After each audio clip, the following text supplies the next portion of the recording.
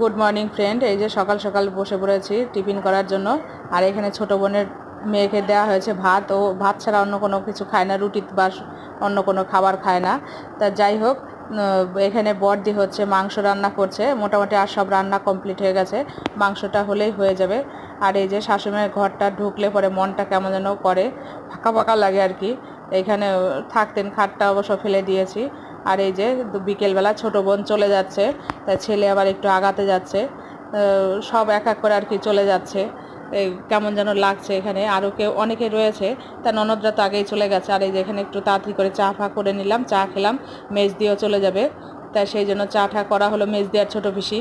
তাই ওরাও বেরিয়ে পড়বে, চা খাওয়া হয়ে গেছে। তা যাই হোক, ওরা বেরিয়ে যাচ্ছে।